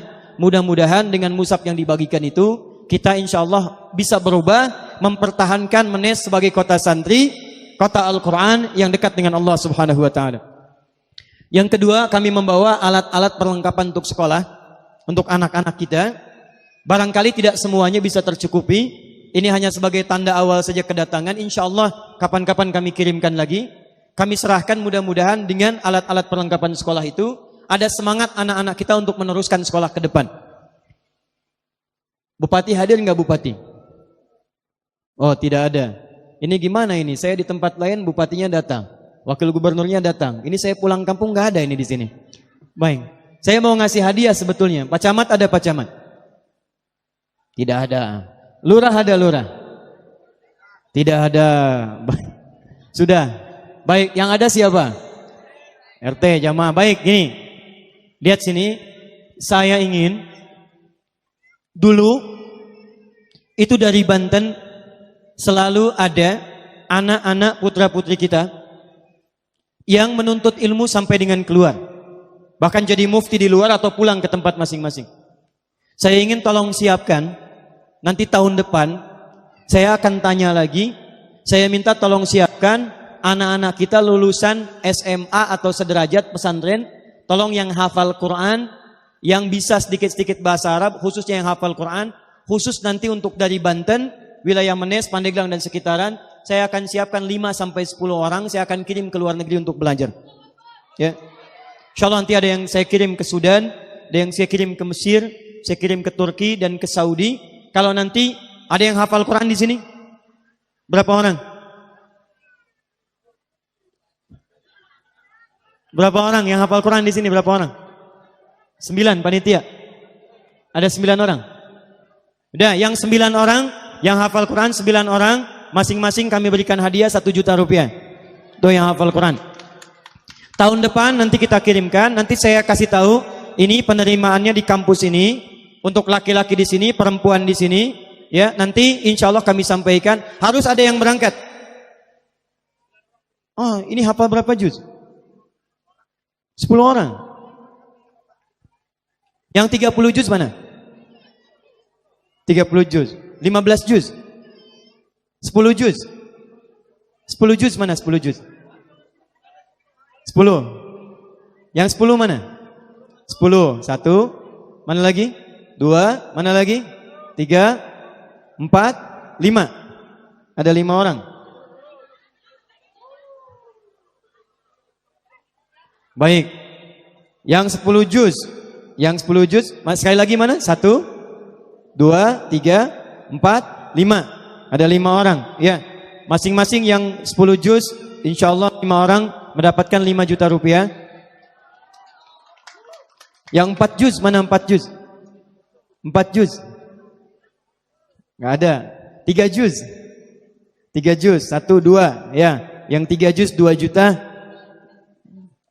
Ah ya. Baik. Saya ulang ya.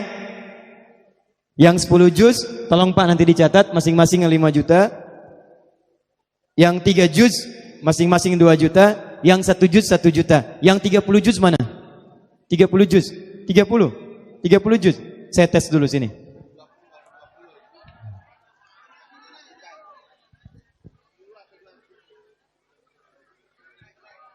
Hai ya Allah.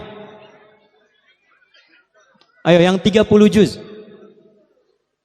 Boleh minjam mic-nya Pak? Pinjam mic-nya. Nah. Ustad, tapi saya matangnya cuma separuh dong Ustad. Apa? Tapi saya matangnya cuma separuh. Enggak apa-apa. Baik, namanya siapa? Ina Aprilia. Ah, Ira Aprilia. Ira berapa tahun usianya? 19 tahun. 19 tahun. Sudah selesai 30? Insyaallah. Insyaallah. A'udzu billahi minasy syaithanir rajim. Baik. Sudah. Inna hadzal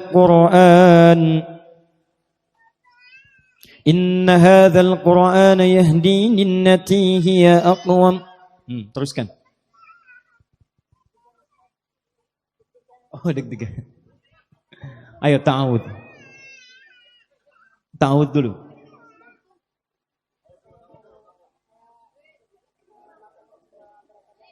Berapa juz? Berapa yang mungkin?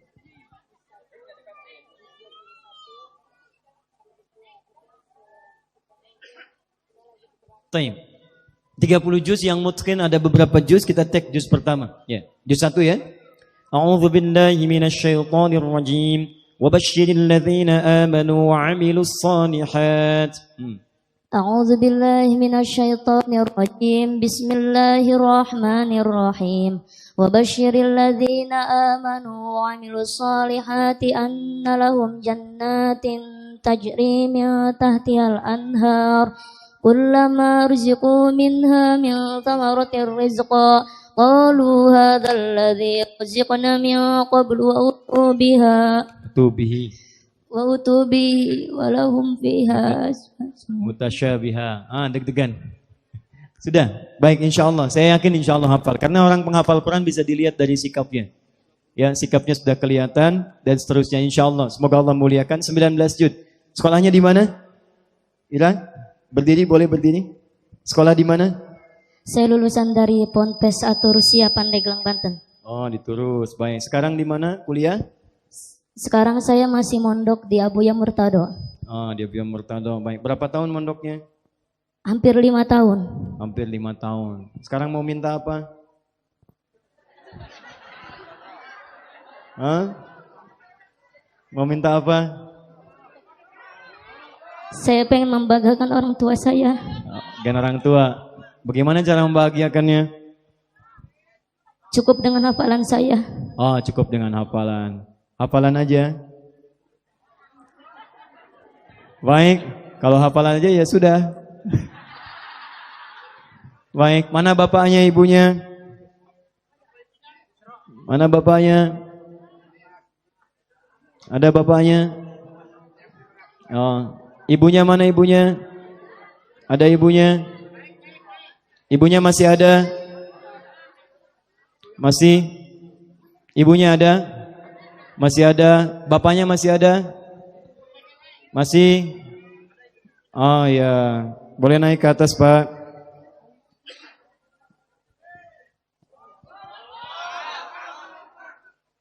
Mangga Pak.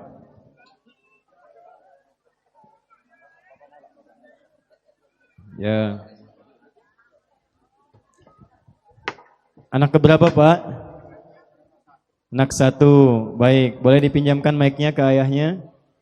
Boleh dipinjamkan mic-nya ke Bapak? Bapak ada berapa anak? 3 Pak. 3. Baik, yang 1 insya Allah sudah hafal Quran ya? Insya Allah Pak. Tinggal titip dilancarkan ya? Ya. Baik, Tinggal Bapak mohon. sudah pernah lihat Ka'bah? Iya. Di mana? Belum pernah. Oh, belum pernah. Mau lihat Ka'bah? Insya Allah Pak. Insya Allah. Mau lihat di TV, mau lihat di Mekah? Melihat langsung. Mau lihat langsung. Ya sudah, saya berikan hadiah satu keluarga menunaikan ibadah umrah insya Allah. Baik ya, nanti insya Allah waktunya nanti kami beritahukan. Tolong Pak ya, staf akhir tolong dicatat untuk satu keluarga ini nanti insya Allah kita fasilitasi untuk pemberangkatannya. Baik Pak, selamat ya, tolong dijaga ya. Silahkan bisa kembali ke tempatnya masing-masing dan semoga Allah muliakan keseluruhannya. Baik Bapak Ibu sekalian, saya kira itu yang bisa kami sampaikan dalam kesempatan hari ini. Jazakumullah khair, insyaallah. Mudah-mudahan ada manfaatnya. Dan saya punya permohonan pada keluarga kami. Uak kami, saya lahir juga di Pandeglang, ibu saya dari Menes, dan keluarga besar kami juga dari Menes. Di antara keluarga kami ada Kiai Haji Hafidh Usman almarhum, Allah yarham, adiknya Kiai Haji Suhri Usman dan hadir bersama kami. Saya kira untuk menutup doa dalam kesempatan ini, mohon berkenan kepada uak kami atau dari keluarga kami untuk bisa berkenan menutup doa pada kesempatan kali hari. Mohon Pak Kiai, Pak Kiai Suhri. Penyerahan, ya, nggak apa-apa. Ada.